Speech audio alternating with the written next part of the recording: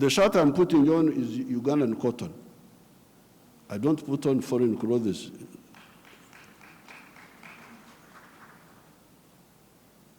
It's only the trousers I'm putting on because I can't go naked. And that wonderful country of yours spends $880 million on clothes. Some of them dead people's clothes from Europe. When people die, their clothes, they are sent to you people, to Africa. And we spend all the money we earn from coffee goes back to bring dead people's clothes. So, this Ida, what did you say about the modern slavery of the Africans, of producing raw materials? The curse, which we told our people about in the 1960s, we told them, part of the wars we fought in Uganda were to get rid of the neo-colonial groups which were there, which were stopping us from thinking. We had to get rid of them by force. But one of the problems was Africa producing raw materials, matière primaire, they call it in Français, matière primaire. Raw materials. Imagine coffee. The global value of coffee is $460 billion. All the coffee producing countries of the world, Brazil, us, all this, we only get 25 billion of that. Out of the 460 billion, the coffee producing countries get 25 billion. And Africa gets only 2.5 billion. 900 million of that comes to Uganda because Uganda produces a lot of coffee. A country like Germany, which has no coffee, earns $65 billion from coffee. So, I sell a kilo of coffee, good grade coffee, $2.5. Somebody in London would get $241 from that 1 kilo. Okay, there are other costs on the way. I don't want to, because he's the owner of a restaurant and so on. But coffee roasting, coffee grinding, coffee packing must happen here in Africa. It must happen at source. The shirt I'm putting on is Ugandan cotton. I don't put on foreign clothes.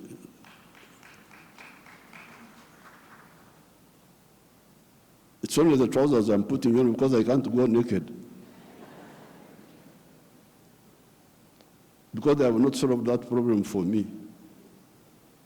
So, if you look at cotton, how many job levels are there? Job levels. You grow the cotton.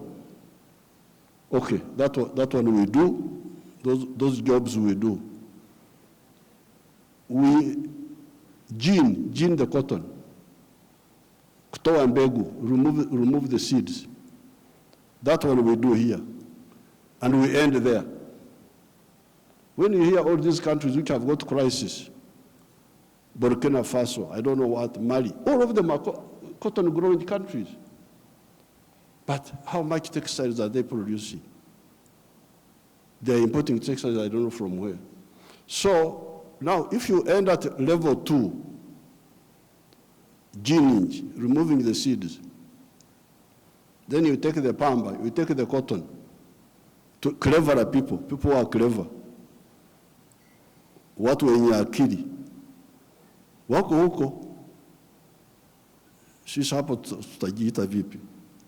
Kama mtu anakuzidi akili wewe unasema wewe nani? So they take the cotton, they spinning more money, more jobs for their children. They weave more money, more jobs for their children.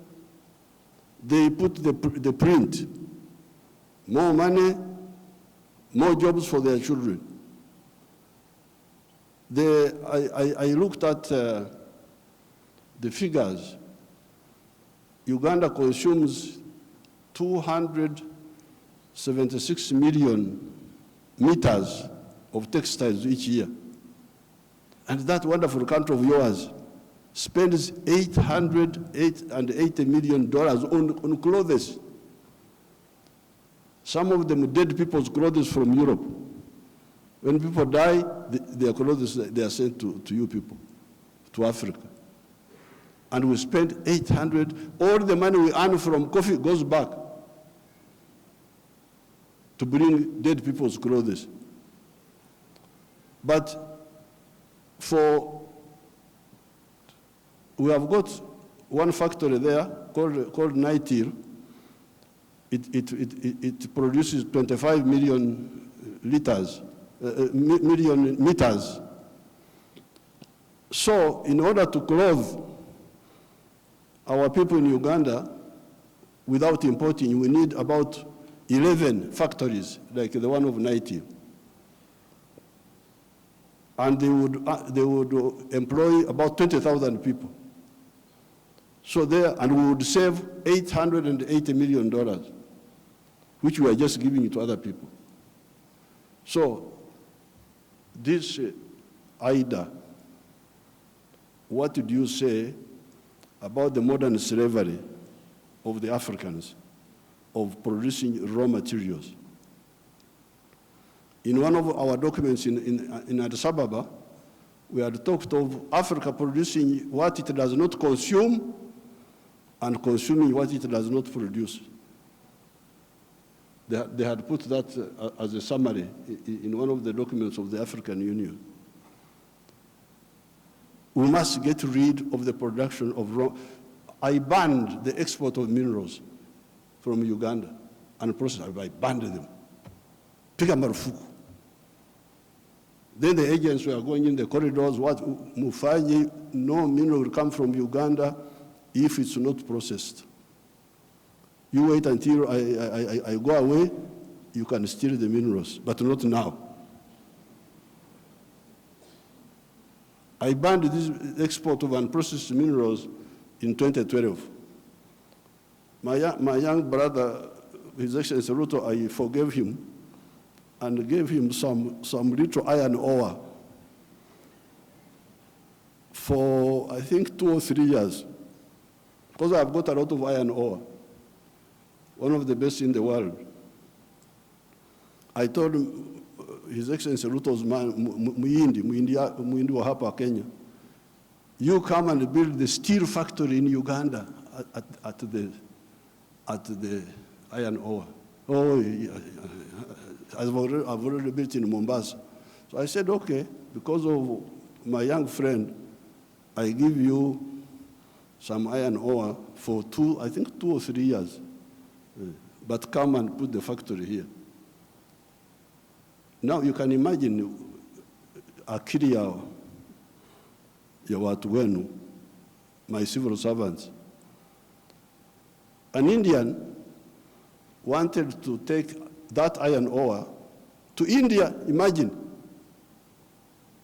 Iron ore in our language is called obtare, but it is soil, black soil. If you see it, it is soil.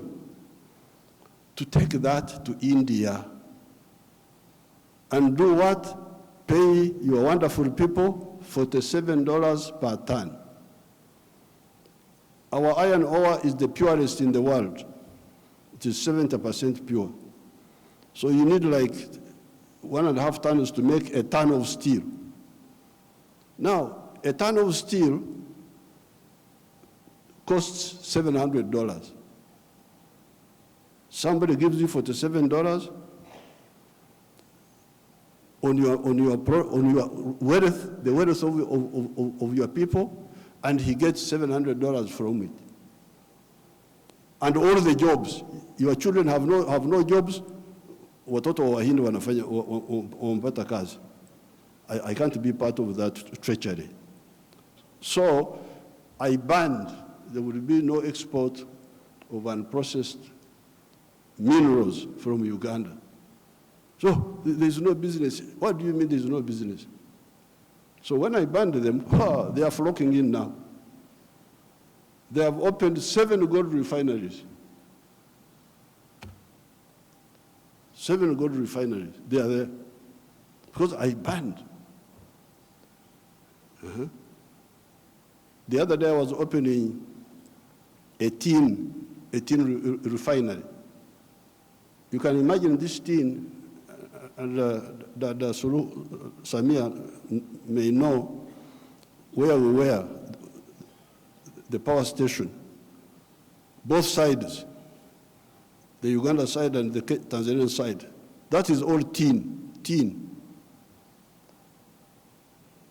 But all this time, imagine, since the British were here, they were taking, walikuwa wanachukua mawe tu, stones, because tin in nature is a stone, looks like a stone. So they take that.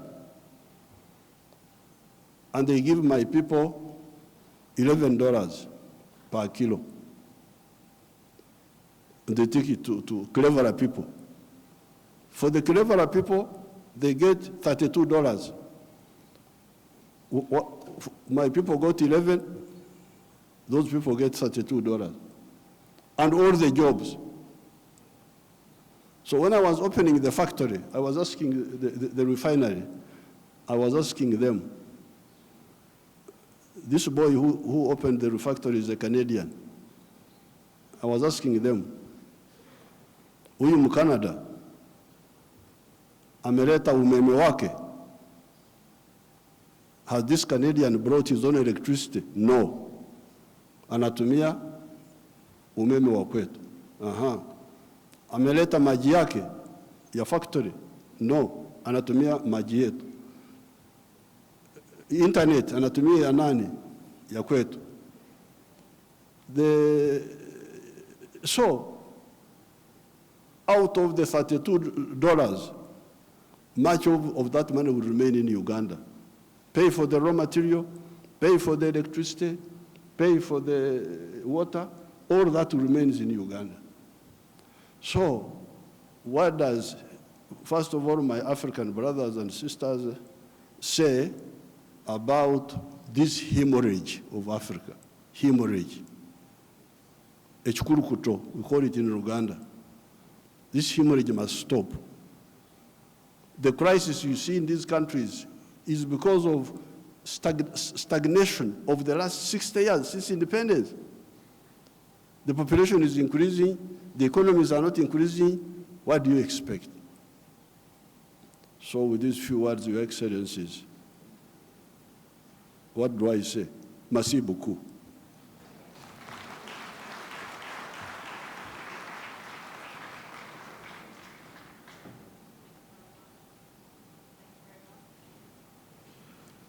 Thank you very much, Your Excellency, President Yoweri Museveni.